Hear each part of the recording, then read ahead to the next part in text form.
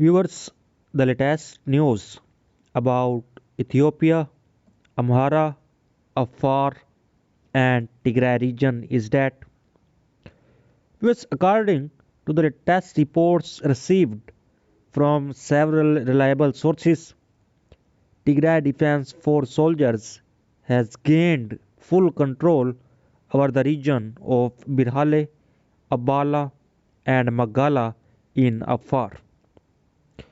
And beside this, many more areas are under the control of Tigray Defense Force.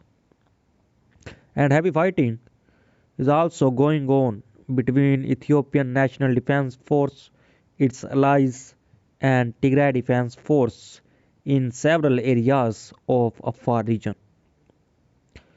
Because according to the Tigray Defense Force, they had been provoked into launching robust military operations in neighboring Afar, dampening hopes for a possible ceasefire in the country's 14-month war, and said, "We have been compelled to take robust actions to neutralize the threat posed by pro-government forces in Afar region." And Tigray's army does not have a plan to remain in Afar for long, nor does it wish to see the conflict deteriorate further. And the move comes 1 month after the Tigray People Liberation Front announced it was withdrawing from both the Afar and Amhara region into Tigray. And the withdrawal had spread hopes for concrete steps to silence the guns in a conflict that has killed thousands and created a severe humanitarian crisis with many on the brink of famine. But in Tuesday's statement, the Tigray People Liberation Front said Afar-based pro-government forces had intensified attacks on its positions in recent days. And Abiy's government, meanwhile, has blamed fresh hostilities on the Tigray People Liberation Front and claimed that the Tigray Defense Force latest moves were cutting off the primary artery of humanitarian aid to Tigray. And the road from Afar's capital Simira to the Tigray capital Mekelle is the only operational land route into Tigray, where the United Nations estimates hundreds of thousands are living in famine. Earlier Tuesday, aid workers said Mekelle-bound trucks carrying 800 metric tons of food were stuck at a checkpoint in Afar. First, on the other hand, Ethiopia's Prime Minister has said there will be negotiation on a ceasefire between his government and the rebel Tigray Defense Force, who have been waging war for almost 15 months. And the chairman of a diaspora group that had a private meeting with him told the Associated Press. And Prime Minister Abiy Ahmad has never said so publicly as international mediation efforts continue aimed one of the world's worst humanitarian crises. And Mesfin Tiginu, chairman of the American Ethiopian Public Affairs Committee, on Tuesday described the tone of Saturday's 5-hour meeting with the Prime Minister as a very earnest desire to stop this thing. Of course, the other side must be willing, and the Prime Minister said that there will be negotiation, responsible negotiations that will keep the interest of the integrity of the nation first.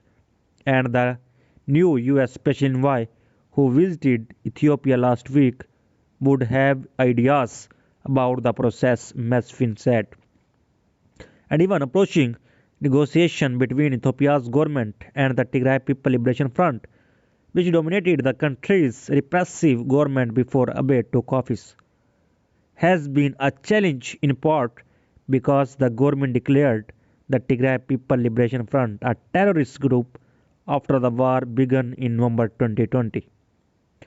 And the war shifted late last month when the Tigray forces, who had been moving closer to the capital, Addis Ababa, retreated into their northern region under pressure from a drone supported military offensive. And Ethiopia's military at the time said it would not pursue the fighters further, opening the way for renewed mediation efforts. But deadly drone strikes have continued killing civilians in Tigray, and the decision not to pursue was an unpopular one for many Ethiopians, Masfin told the AP.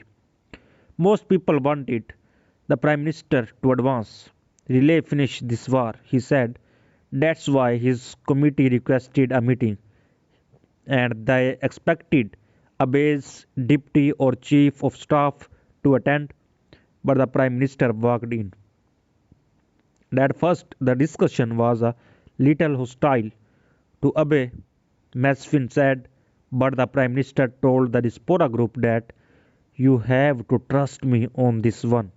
And he told them that the Tigray forces were contained and that not pushing further into the Tigray region gives the government time to force ethnic Tigrayans to reconsider their support for the fighters.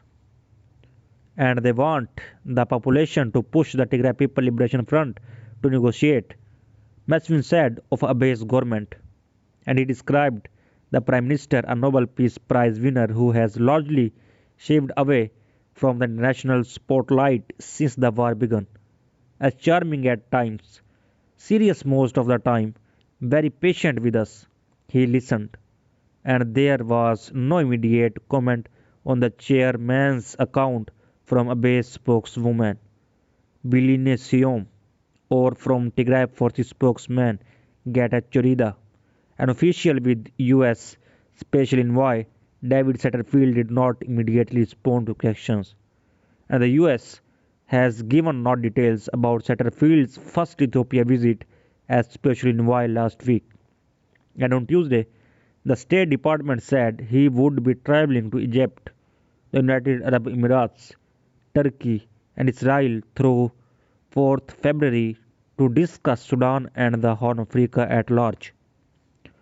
An estimated tens of thousands of people have been killed in Ethiopia's war and millions displaced, while rebuilding efforts have begun in the country's Amhara and Afar region since the Tigray forces retreat. Some 6 million people in Tigray remain under a government blockage that has kept out most food aid, medicines, cash, fuel, and other badly needed supplies. The Prime Minister told the diaspora group that we are going to do all humanly possible to get supplies in to make sure the population suffering will not continue to suffer. And the United Nations last week said food distribution in Tigray has reached its all-time lowest, while more than 50,000 children are thought to be severely malnourished. And the Tigray forces on Tuesday said they had taken robust action to counter fighters from afar and clear areas near Tigray that could serve as a springboard for further attacks on our position, saying they had not taken such measures for weeks to give peace a chance. The fighting has been blamed for the latest delays in aid delivery to Tigray along what is considered the only open land route for humanitarian deliveries. And the war's combatants also include soldiers from neighboring Eritrea who are allied with Ethiopian forces and blamed by witnesses for some of the worst atrocities in the war, as well as fighters from Amhara who now occupy western Tigray. With Eritrea's involvement, any possibility of ending the war through a negotiated settlement goes directly through Asmara, Eritrea's capital. The leader of the Tigray region, Debretsion Gebremichael, wrote last week in the Africa report. So viewers, so far the latest update. For more latest update, please subscribe channel. Thanks for watching.